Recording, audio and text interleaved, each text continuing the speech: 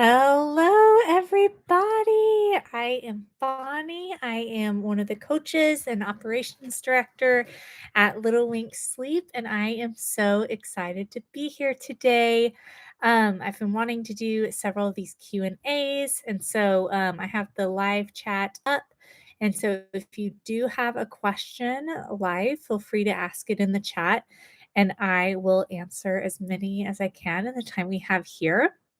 So yeah, definitely go feel free to ask it.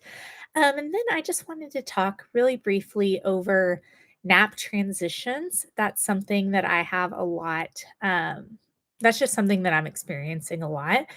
And when to do them, how to know you're ready to do them, and just some of my experiences anecdotally. But again, if you hop on, I'll go ahead and just type in the chat. If you hop on while I am talking, feel free feel free to leave your question here and I will answer. So, nap transitions. It is always a big topic, always something that happens a lot with my clients. And I think one of the reasons I see it so often is A, there's so many, but also B, whenever you start really getting serious about implementing some quality sleep skill, then it gets to the point where typically night sleep comes in first. So you'll have some really great nighttime sleep. Really great nighttime sleep. And when you have that really great night's sleep, it starts you off where you start extending wake windows. Your kids are more rested, they got more quality sleep. They're able to really go further throughout the day without needing that sleep. Sometimes they still show the tired cues, but then you start getting some shorter naps again. That is another one. That's another one to just think about when you're experiencing that.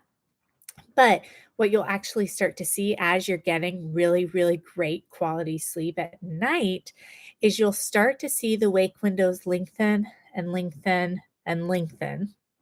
And that pretty quickly throws you into a nap transition. I see it a lot, especially going from 3 to 2 naps around the 5 to 6 month age. That's where I see that hit really quickly when like a 5, 6 month old starts getting really great sleep at nighttime. So then what you'll see is you'll see them starting to really fight that third nap. And that can get really tricky because they may still like need the third nap. Because if, say the second nap ends at 2 p.m., but you've got now a 2.5 hour window, well, going down at 4:30 or 5 is really tough, really tough. But you can't really make it from 2 to 7 at 5 months. That would just be extraordinarily long. So, what I would actually recommend is I would say go ahead and start capping the first two naps shorter until you can feel really confident that second nap isn't going to end until further into the 3 o'clock hour, even into the 4 o'clock hour. So if you can get that second nap to not start until 2 or 2:30, then definitely say goodbye to the third nap.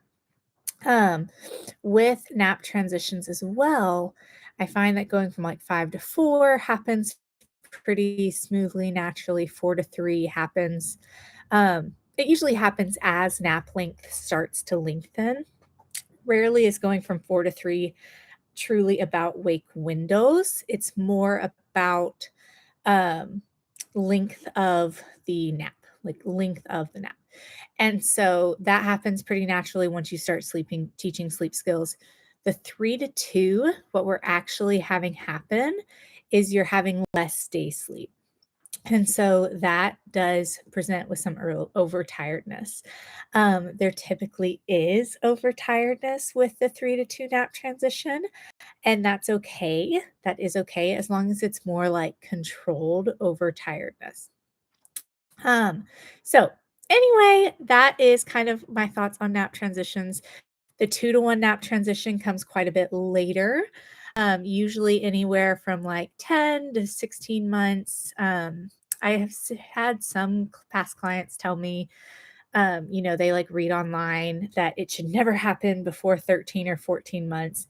I see 10, 11-month-olds go to one nap pretty frequently. Not like it's absolutely the norm or the average, but it is not abnormal to say the least. So, anyway, so the ways you would see signs for that is if bedtime is getting way too late with the second nap, or if there's massive protesting with the second nap. And you'd want to do something similar where you cap the first nap to make sure the second one still happens for a time. But it is a lot more, um, just a lot more. It happens when your kid is ready. It's not something you can say one day they're on 2, the next day they're on 1. It has to be very, very child dependent. So don't abide by any sort of like this specific age. So anyway, well, no one has hopped on, and that's totally fine. We do have, if you have more questions about naps, we have a free nap cheat sheet on our website. And we also have a naps course that's only $37 that is intended for people who have really great sleep skill and do just need some help navigating some transitions or nap length and want to have some of those. So, anyway, I will leave this up and I'll kind of edit the description to say we talked more about nap transitions. But if anyone does have any questions for a future Q&A, I'm wondering if there's a better time to do it for people or if maybe go ahead and leave questions here and I'll answer them on the next Q&A if that would be a good way to do that. So let's say we'll do that. Go ahead, and if you do have a question for this video, for like a live Q&A in the future, go ahead and leave it here, and when I do another Q&A in the future, I will answer those here. So I will let you guys all get back to your day. Thank you for watching this. If you've made it this far, we really appreciate you, and we just really appreciate your being a part of our community. So, thanks everyone. Bye.